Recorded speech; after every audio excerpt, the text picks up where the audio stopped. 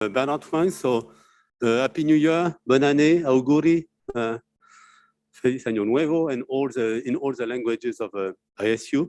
So as you know that we are trying to also expand and also renew our programs at ISU. And this goes also through the humanities and the link with space, science, technology, exploration. And here I have the pleasure to have, we have the pleasure to have with us Adriano Autino. So he's a space expert, but also he has developed a very strong interest and research into the history and philosophy of space. Now, some 12 years ago, also with some expert and colleagues, he started a new journey, which was to create the Space Renaissance Initiative or Space Renaissance International. And it is all initiative to look at the humanistic aspect of expanding civilian into space. And so he created this foundation. It's called Space Renaissance because, of course, Adriano also comes from Italy. And the same way we have been inspired by this Renaissance in Italy, where you add this convergence of researchers, of philosophers, of artists. He believes that we are now in the edge of a space renaissance, where our whole society, our whole humanity is going to benefit and also survive because we expand into space. So without further ado, I would like to give the floor to Adriano Autino. So he has been the founder of the Space Renaissance Initiative. He has been the president for many years. And just last year, at the occasion of the Space Congress, they have selected a new president. And I'm pleased to serve in this function now, but now the floor is to Adriano. Yes, thank you. Thank you very much. Thank you very much, Bernard.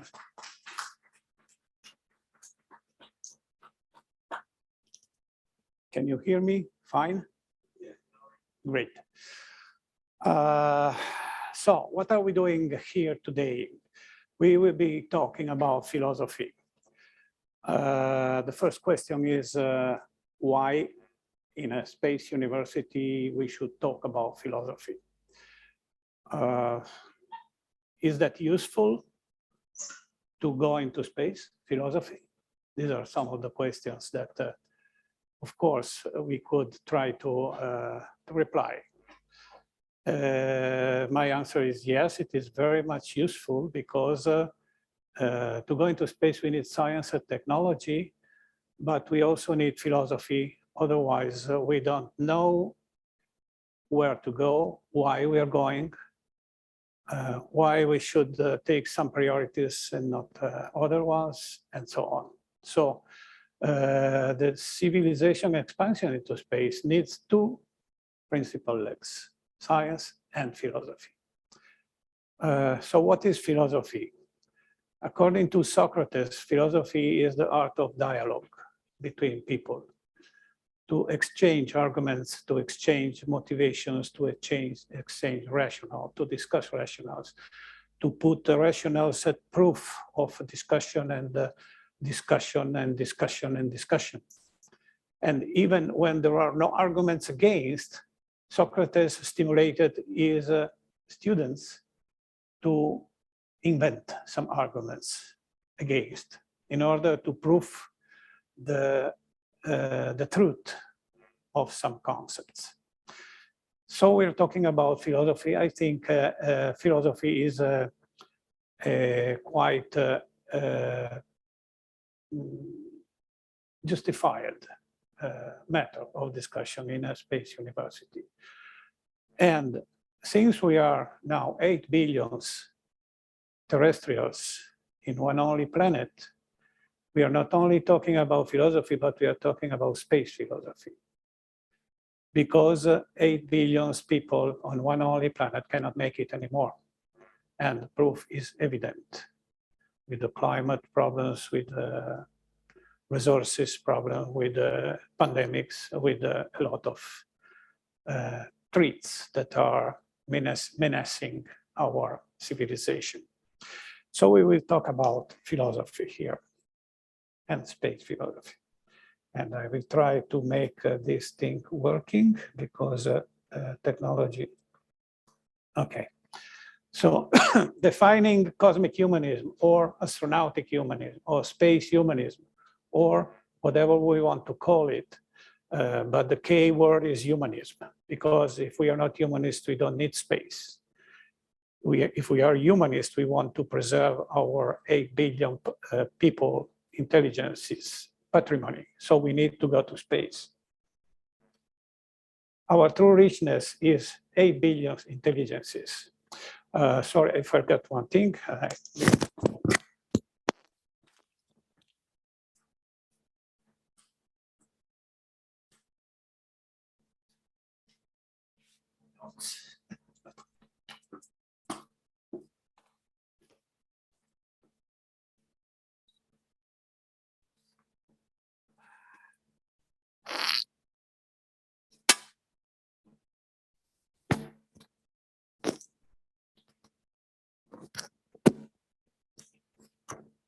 So I hope you will pardon me because I'm a little bit emotional to be here this morning to talk to you. Therefore, I forgot my notes. So what I was saying, our true richness is 8 billion intelligences. We think that each human person, wherever born, is precious, since anyone could have the idea or make the discovery that solves some critical problems. Real wealth is not found in money, but in new technologies, new solutions, and the potential for work. With almost 8 billion intelligences, humanity has never been so rich. So our very key concept is that salvation will be for everybody, or it will not be. So, okay, when I say we, it's okay. In my lesson, in my discussion, I often say we because I'm referring to Space Renaissance. That's the association that I founded, and about what Bernard Foy, Professor Foy, said something before. So we reject any elitist concept of salvage or redeem, proper of almost all religions and more or less secret societies of the past. Salvation will be for a few selected, for elites and so on. No, these are bullshit. Salvation will be for everybody, or it will not be. So,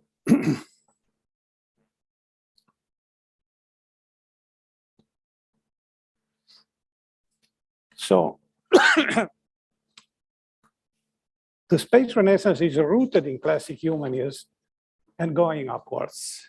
Human beings are our focus. Cosmic humanism refers to classic humanism and puts the human beings, their interests, their material and spiritual needs at first place and at the philosophic focus of attention.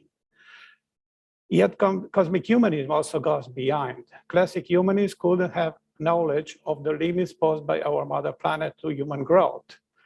We move from the awareness that our mother planet cannot be enough forever for a growing civilization.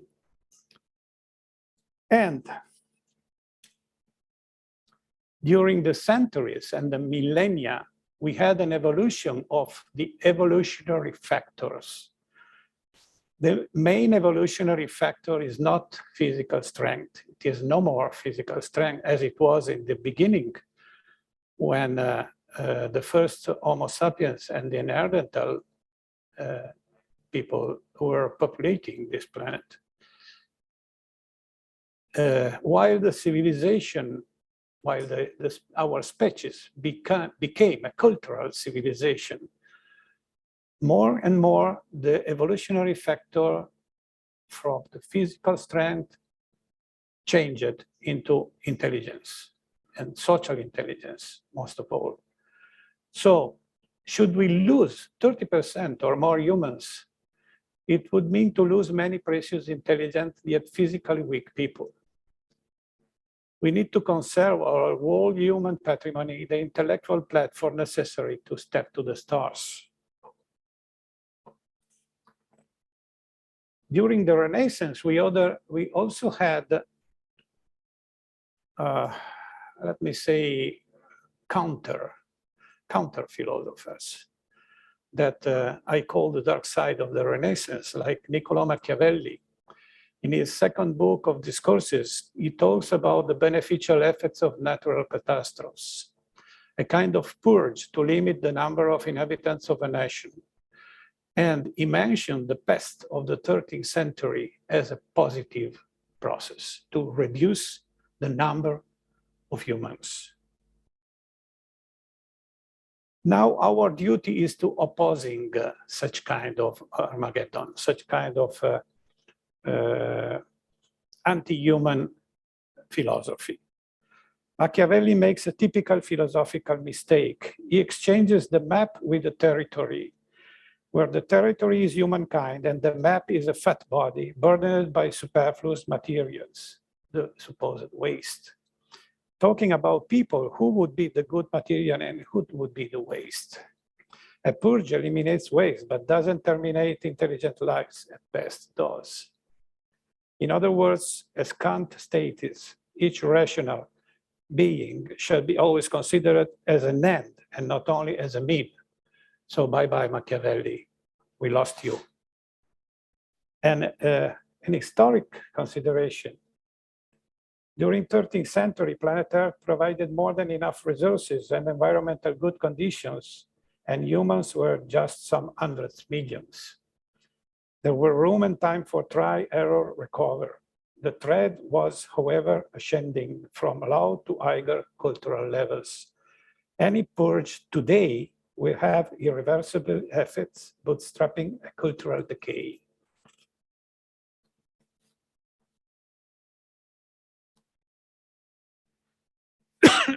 So, we will see now some arguments in favor that will, some arguments that talk about the value, the real value of human patrimony. An awful Malthusian concept that should never be pronounced again is overpopulation. However, demographic growth is considered a big problem.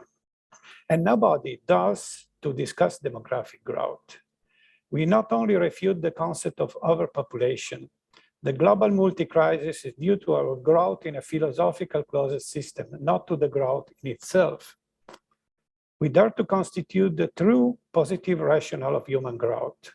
We are going now to enumerate a good number of humanist concepts to demonstrate that it's very much better to have many growing, brave, and young people than a few discouraged old ones. So first of all, a growing human patrimony means a nursery of good ideas. Growing markets mean for poor countries industrialization, wealth, democracy, and freedom.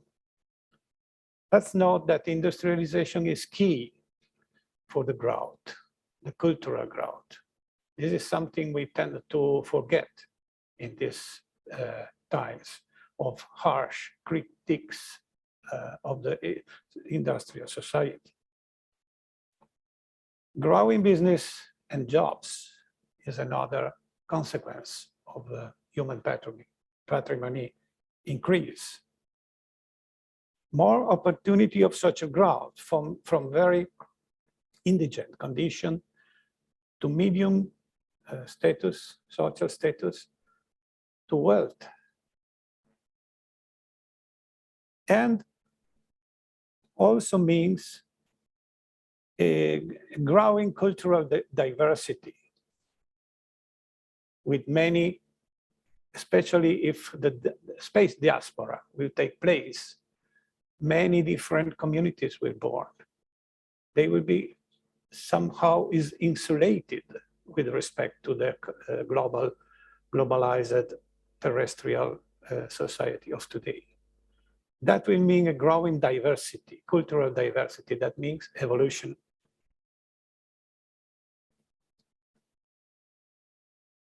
Avoiding a too elderly society is another consequence of a growing number of humans.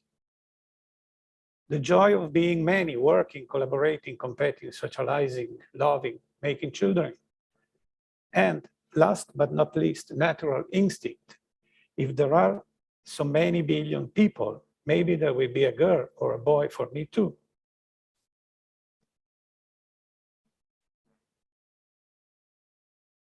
So growth is key. Demographic growth leads to market growth, to industrial development, to mass education system, to employment and more business.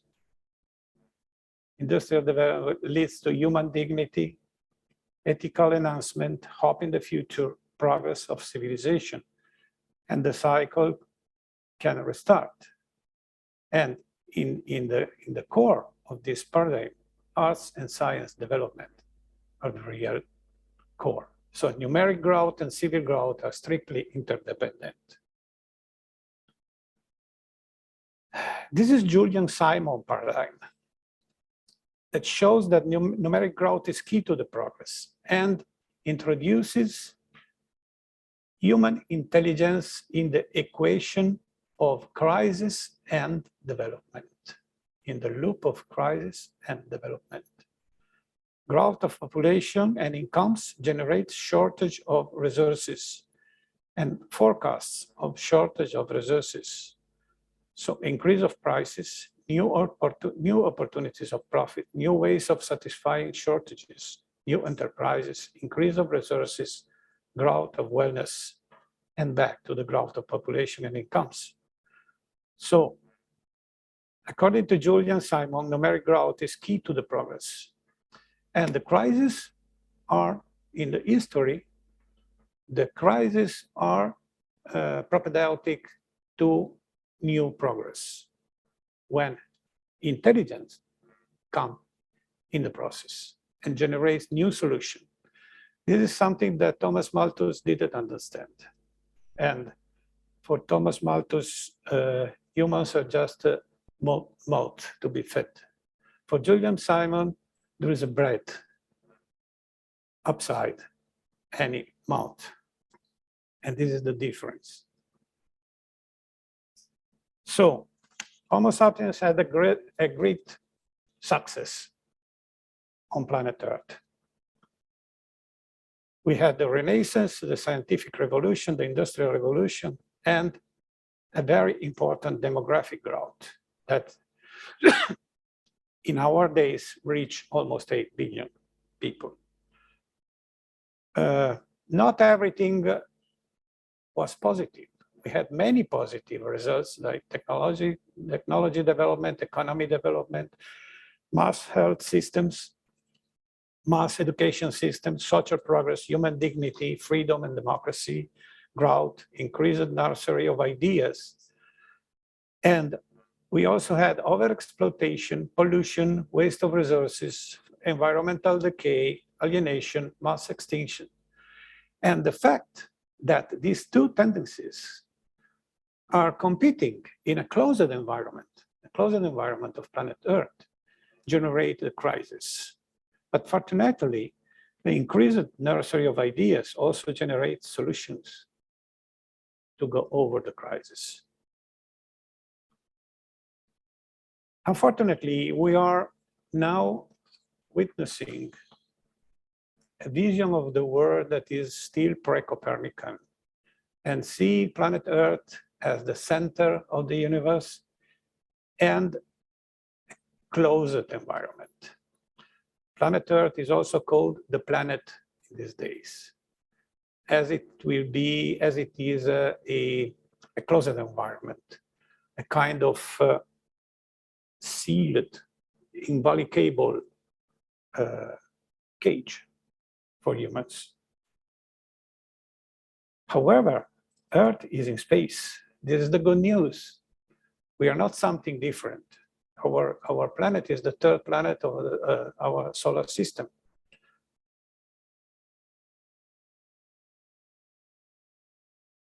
We can naturally expand in the solar system and beyond.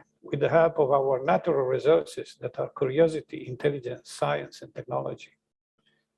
We are immersed in a cosmic ecology. Nature is the same in the whole universe as Plato said many, many years ago. Giordano Bruno said more recently, and then Kepler and Galileo and other scientists and philosophers. So coming to the core concept of the astronautic humanism, the social and cultural renaissance. Our true richness is the people, as we said. Stephen Wolf, an evolutionist philosopher, he is living today, is our good friend. In his book, The Obligation, identifies 9 types of human attitudes: the wanderer or explorer, the settler, the inventor, the designer, the builder, the protector, the visionary, the philosopher, the evolver. And okay, the explorer feels deeply the need to go outside and to explore and to find new places, new spaces, new resources for himself and for the fellow brothers and sisters. Let me say the explorer is the most generous type of humans. He put his own life at risk going outside to look for new resources for everybody. We are in the Space University, just think about the astronauts. They are our heroes, of course. They are doing something that not everybody will be available to do, to go outside, putting their life at risk. The settler is another type of human attitude. The settler, once we are in a place, we discovered a new place, we're going there. The settler is designing environment, is designing houses, infrastructures, and so on. It's a very important attitude. The inventor, I think you recognize this guy. Who is this guy? Tesla, yes. And so the inventor is fundamental because inventor take off his on her brain new ideas, new projects, new concepts. The designer take the new concepts and put and transform concepts in projects to develop new concepts. And the builder say, okay, you guys only produce a paper, now I will do it. So the builder will take his hammer and screwdrivers and so on, and will construct the things. The protector thinks about defending the society from threats and menaces, external and internal. Italian people here recognize Commissario Montalbano, the character of a famous series, TV series. And the visionary is someone who transforms utopias in reality. This, of course, is Elon Musk. So we have the philosophers, and this was Socrates, considered the first philosopher that started to think about the good, not only about the things, concrete things, but also about the concepts. The concept for good, for hope, for humans. And this is Plato, a student of, a pupil of Socrates, that indicated maybe the first one indicated to aim high, to look at the sky. It's very important concept if you think about some 1,000 years ago. And this is, well, I cannot say a contemporary philosopher because unfortunately he passed away a few years ago.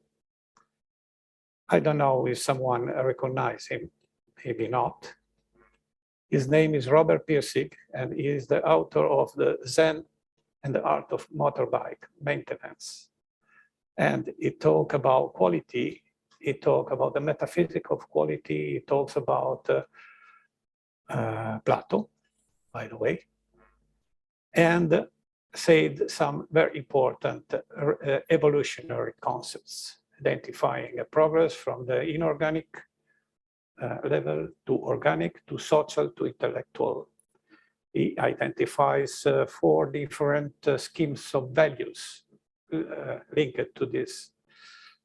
But okay.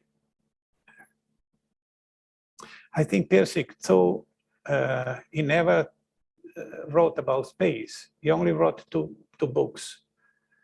And there is not a single word about space. However, he put some very basic concepts that are useful for the space philosophy.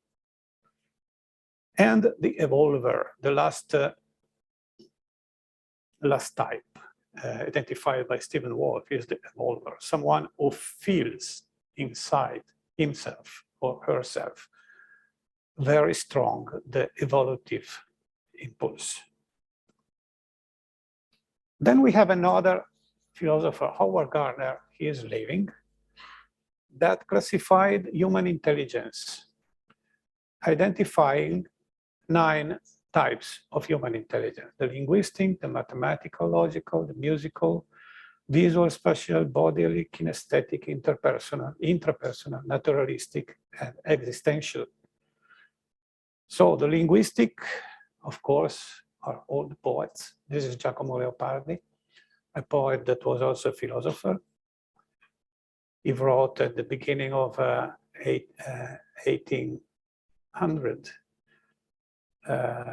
He wrote the Copernicus, dialogue between the sun and the first hour of the day, where the sun is tired to go around the Earth and is trying to convince the hours of the day that Earth should start going around, and he can finally rest in the center of the solar system. And Giacomo Leopardi is writing about the other planets that will be, when we see the Earth as houses and people and so on, they will want the same. So I think is maybe the first one to write about expanding into the solar system. Mathematical, logical is this kind of minds are reasoning with numbers, and of course this is who is this? Fibonacci, yes. I think it's as a sample, a very good sample of this kind of intelligence. Then we have musical intelligence.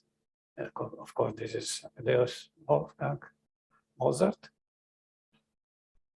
Visual spatial, painters and visual arts. Bodily kinesthetic, that is when you always exactly know where you are and what is happening around you and what is your position in space. Of course, this is a screenshot from Ender's Game of Oscar Scott Card. Then interpersonal intelligence, the ability to interact with others, understand their, interpret their behavior. And intrapersonal, that is the ability to look inside ourselves, to understand ourselves. Naturalistic intelligence, and this is a screenshot from The Martian, that was trying the This poor guy was trying to cultivate potatoes on Mars. And existential. Who better than His Holiness Dalai Lama for this role? So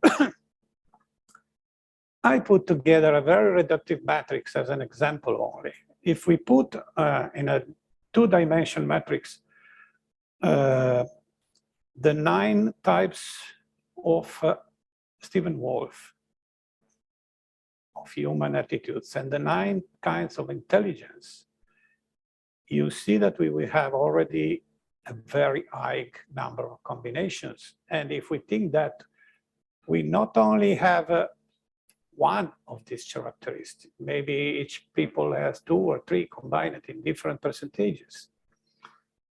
Let's think about the very high number in millions, for sure, of possible combination. But if to these 2 categories, we add the geographic position, we get a 3-dimensional matrix with really billions of combinations. And if we think that there are other axes more difficult to represent graphically, that are ethnicity and tradition, spoken language, religion, education received, family influences, artistic inclination, and so on, we really understand why, when we say that each individual is an individual, this is a very fundamental truth. We are 8 billion people, each one having their own aims, attitudes, projects, hopes, and so on. So, what is our problem? Because we try to be philosophers. That means to indicate the route, to indicate the direction. Our problem is to assure freedom for all human types. That means, what does it mean, freedom? If I have some kind of attitude and some kind of intelligent type, I don't want to be forced to follow indications by someone that has different. I don't want to be forced to follow some binary. Yes, I know that if we take this concept of very extreme consequences, it's some kind of anarchist idea, or at least a very, very libertarian, individualist one. So we know that democracy lives with majority decisions, because if we are not able to take to share decisions, we cannot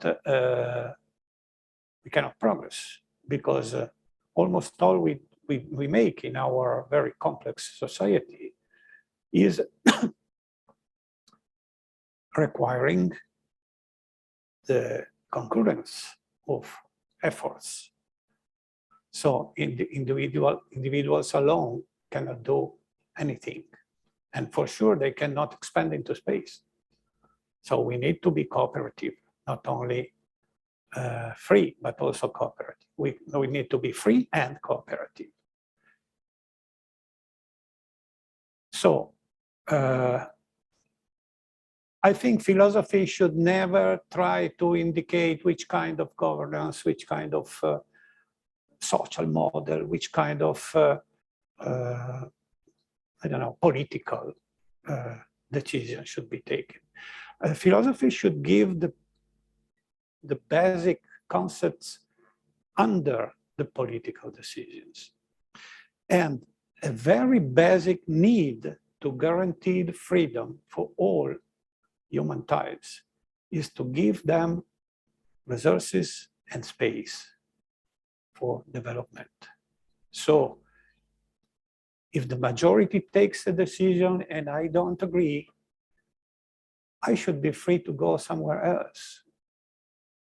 or if I can accept the decision, okay, we stay.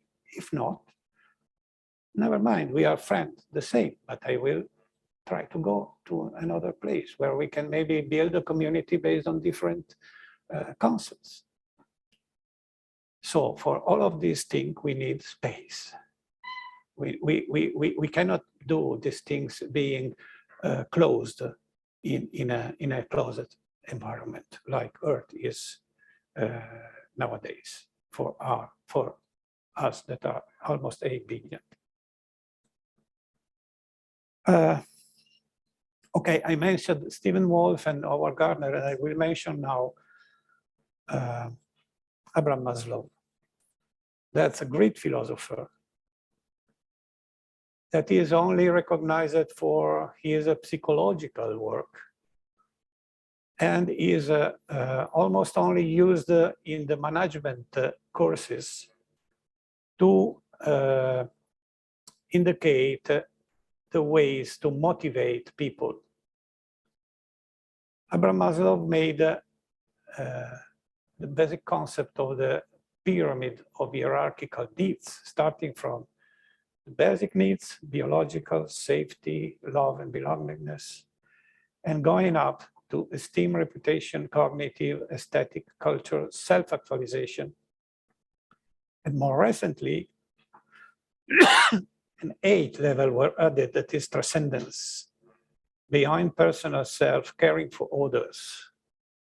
So what we can see is that the utopias of the past century only focused on the basic needs, on biological safety and belongingness. They were classist utopias because they were addressed only to a part of the human society, to the working class, the lower social classes. But if we think about an utopia for today, for the space age, we must think about all of these levels, not only the basic ones. Of course, the basic ones are very important. That's why we say that we have to give resources to satisfy all the needs and to write the word end to starving and underdevelopment and so on. But we also need to guarantee the possibility for everybody to realize their highest aims and needs. So a humanist utopia for these days would be from each one according to their creativity and availability, and to each one according to their desires and capacity of imagination. Or man does not live by bread alone. That also means the superfluous is indispensable.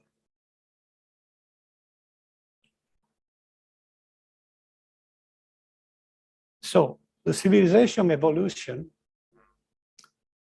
was conceptualized by 3 okay, I wouldn't say philosophers because Nikolai Kardashev was not a philosopher, he was an astronomer, and he conceived his classification of civilizations only to discuss the possibility of existence of some intelligence, extraterrestrial intelligence outside humans.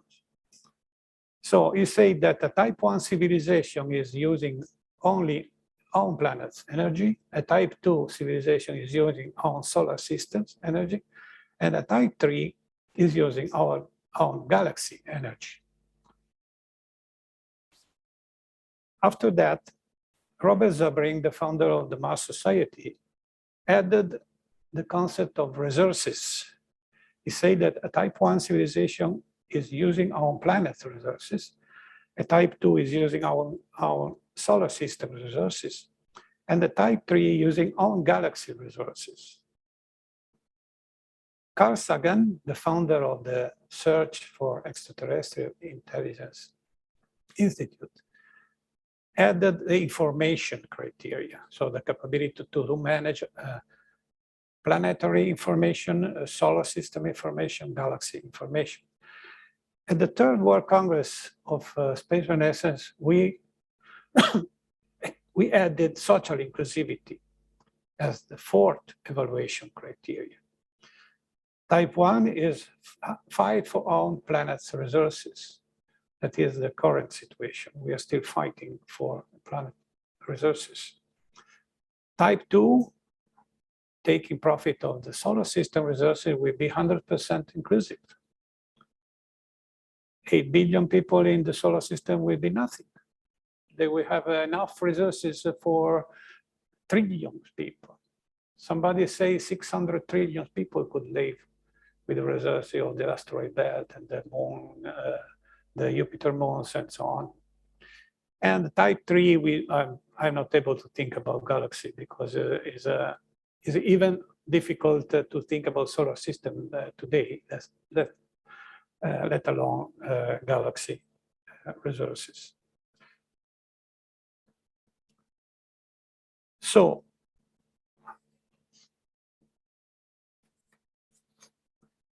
we are going to the last part of the presentation.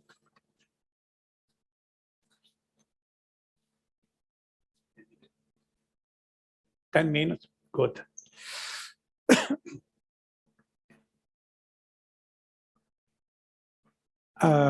This guy is Kraft Erike, and his main work was scientific because he was one of the fathers of NASA together with von Braun and others. But he was also very active on the philosophical side.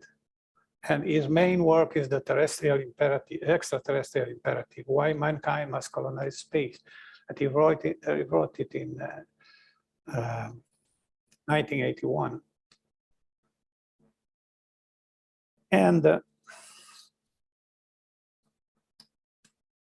okay, he writes that the first Great crisis was the first step of industrialization of life. About 3.5 billion years ago, one particular one-cell organism, the photoautotroph, evolved an enzyme that was capable of utilizing solar energy to produce chemicals that stored energy. It was a stunning technological growth thrust. The photoautotroph was the forerunner of today's chlorophyll molecule. That is, by advancing technologically to higher levels of energy processing, controls, and more sophisticated, complex ordered organic systems. Something terrible happened, as in every industrial process that there was pollution. At that time, pollution was the release of the waste product of photosynthesis, namely the free oxygen into the environment. Before that, oxygen was not present. Of course, oxygen introduces several chemical processes like oxidation and so on. If there had been greenies among the autotrophs, they would have demanded the immediate cessation of photosynthesis. The untouched first Earth was indeed totally polluted with free oxygen. This was terrible because it destroyed precisely the Earth environment that was able to create life and changed it over into today's industrialized biospheres. Through the photoautotrophic process, the life began to develop its own means of production, hence to assume control over its energy supply, its food supply, resolving the first global crisis.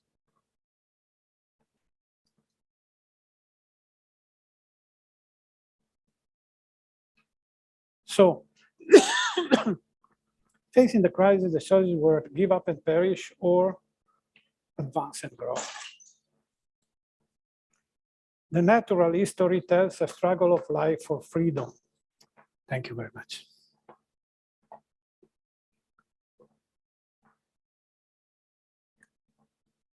Water is life, of course. So, a struggle of life for freedom, to get free from entropy and from the ferocious laws of the jungle. So, an agentropic response to the crisis. We had other intermediate steps of liberation. This comes from another paper from Kraft Erike, The Anthropology of Astronautics. With a few exceptions, after exiting the sea, animals remained crawling. Their bodies were in close contact with the ground, resulting in extensive heat exchange. Hence, their blood temperature followed, and today still follows, that of ground temperature. The development of mammals, the most versatile and perfect land animal, was a brilliant biotechnical achievement. Divorcing the body from the ground by means of legs freed the body from slavishly following the temperature cycle.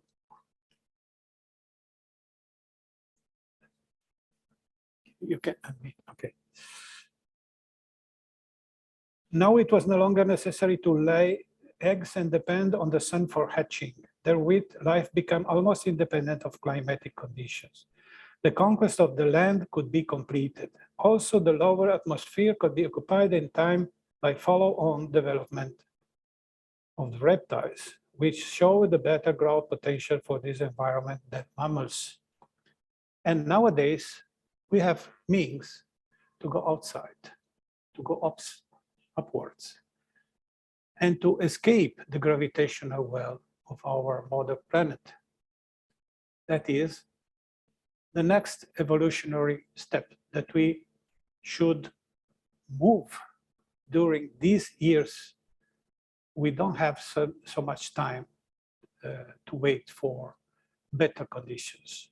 If we remain closed in our planet, conditions will not be better. We will maybe witness the closing of the launch window to step to the stars, because social problems, environmental problems, and so on can only grow if we keep on growing in the closed system. And if we start the growing, that will be even worse. So, coming to the very last part, we are facing the second big crisis. We don't want to destroy the second Earth while building the third one. The one example has analogical significance. The child who was at first parasitical in the body of the mother, later on becomes the protector of the mother. We have the power to help only because we are technologically emancipated. And we have to continue to emancipate ourselves because we are children of the biosphere and we are not pets of the biosphere. Becoming progressively less parasitic and progressively more in control of our self-production resources independent of Earth's biosphere warmth. In short, emancipation from planetogenic to cosmogenic state. There is a 9th month, and if that 9th month is not adhered to, both the embryo and the mother body are destroyed. Today, this means that if 7 or 8 billion people fall back on a lifestyle of an embryonic mankind, it will destroy mankind by billions, and it will devastate the entire biosphere. This is what, in the thesis of the Third SI World Congress, we call the risk of civilization implosion. Okay, we are going to the, okay, we said about that. Krafft-Erike wrote the 3 fundamental laws of astronautics. First law, nobody and nothing under the natural laws of this universe impose any limitation on man except man himself. Second law, not only the Earth, but the entire solar system and as much of the universe as it can reach under the laws of nature are man's rightful field of activity. Third law, by expanding through the universe, man fulfills his destiny as an element of life, endowed with the power of reason and the wisdom of the moral law within himself. And I want to close with a quoting of Mr. Gordon Sumner in Art Sting, who in a recent interview said, the world is in crisis, political crisis, pandemic crisis, climate crisis. Music, he said music, but we want to say also philosophy, should show us a way out of our crisis. I'm not looking for ways to reiterate my problems, I'm looking for solutions, way to get out. Okay, this is a list of authors that I consider important for the space renaissance philosophy. I will not talk now about all of them. It will be in the presentation that I think you will have, so you can consult it and maybe if you like to write to me for any more details. Okay, this is all.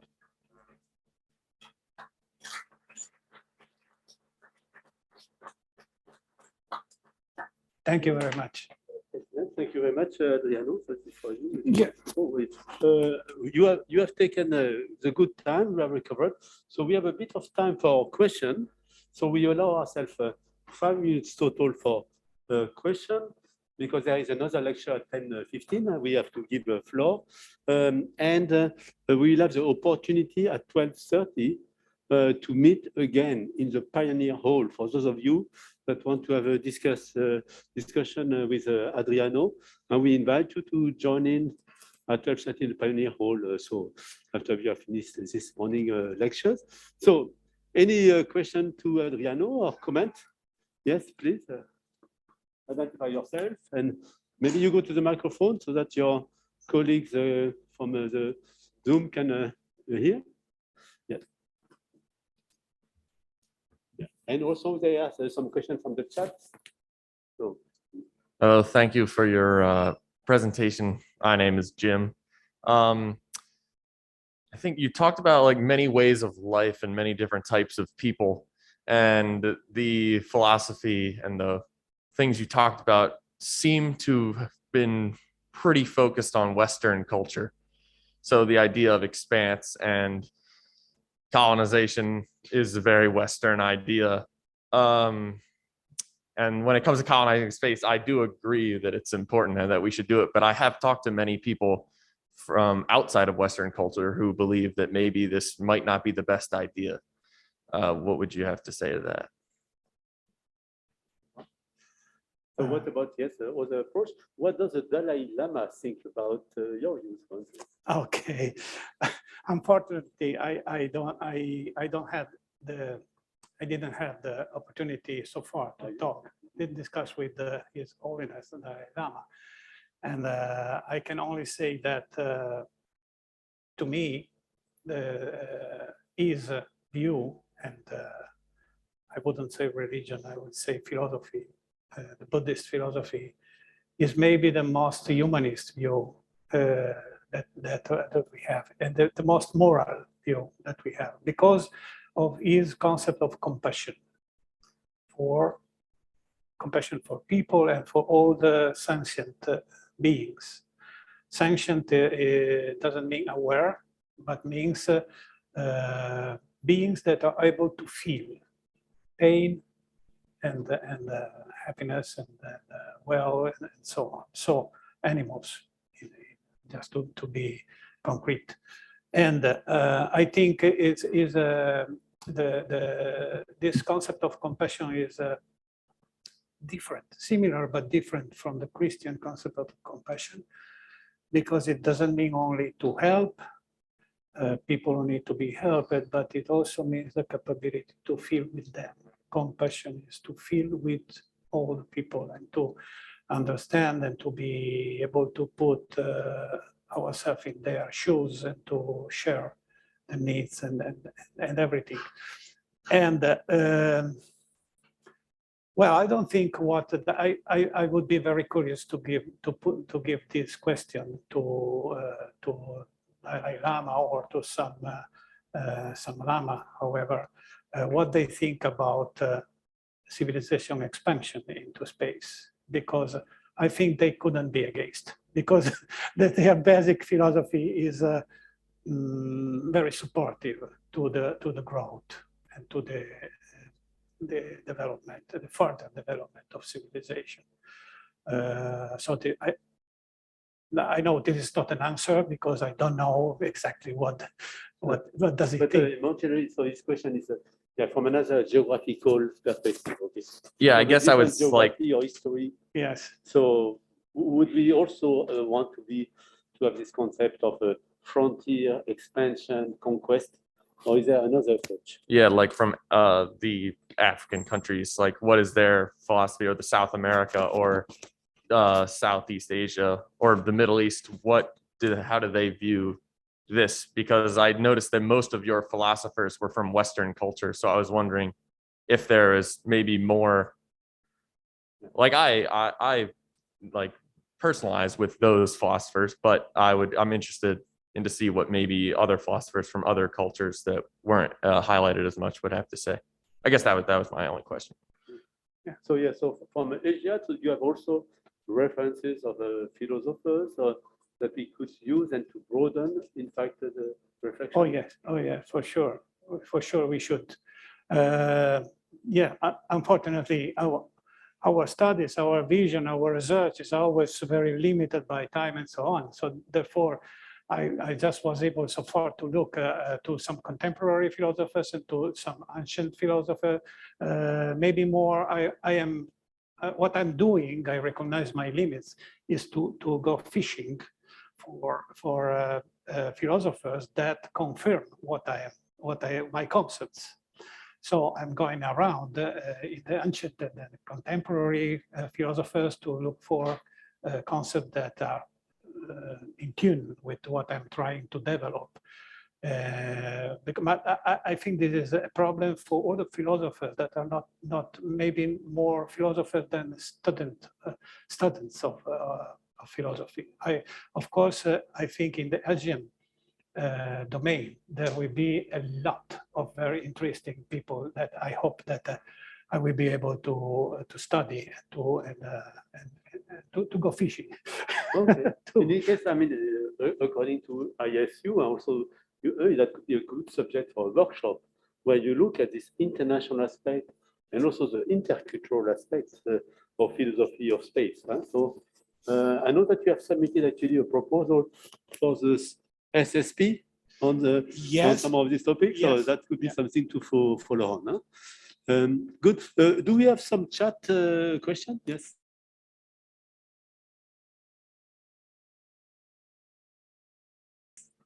Okay, excellent.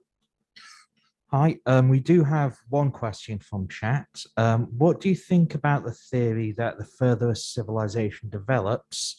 Sorry, can you take your mask low, your face mask low? Can you not hear me? Because okay. Also try to speak a little bit louder if you can. Okay, all right. Yeah, that's good.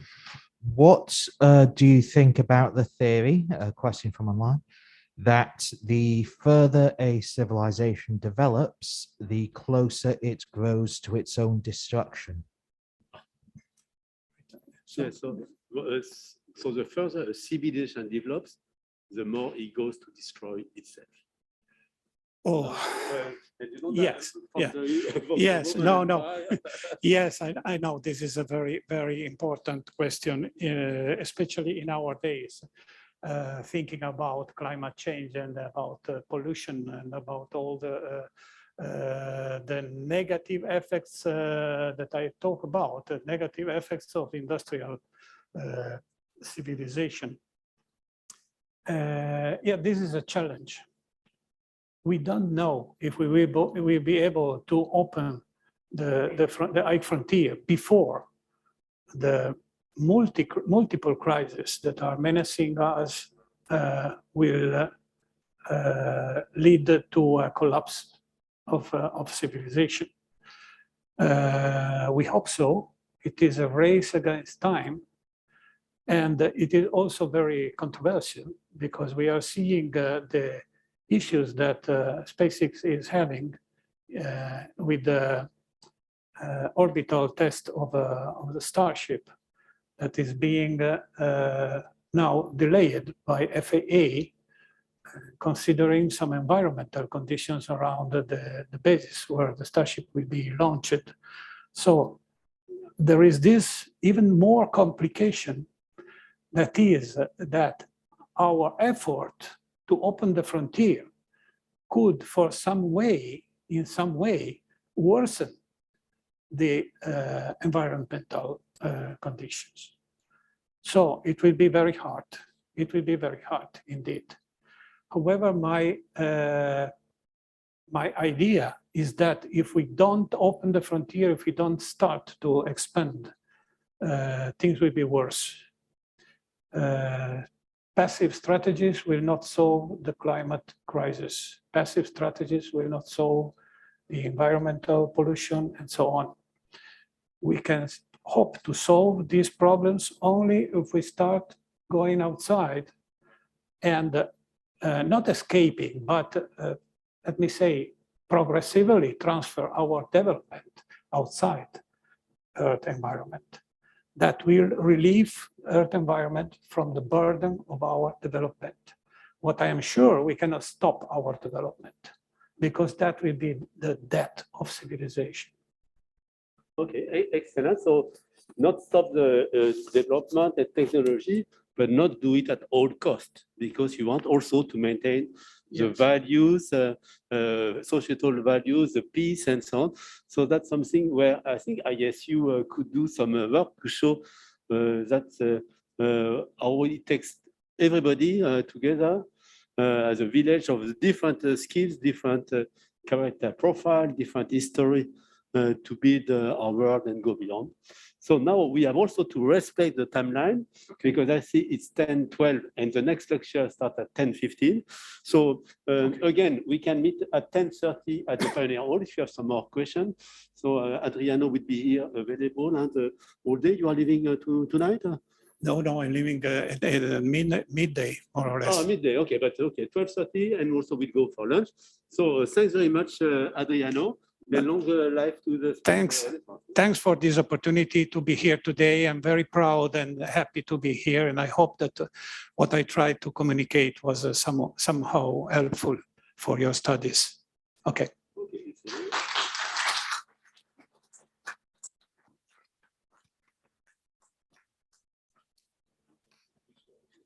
I take a selfie with Adriano and all of you, if you allow me. Also with the Zoom participants, yes, excellent. Thank you. And so I think we'll post some of the pictures on the Space Renaissance website. Okay, so we are freeing the stage.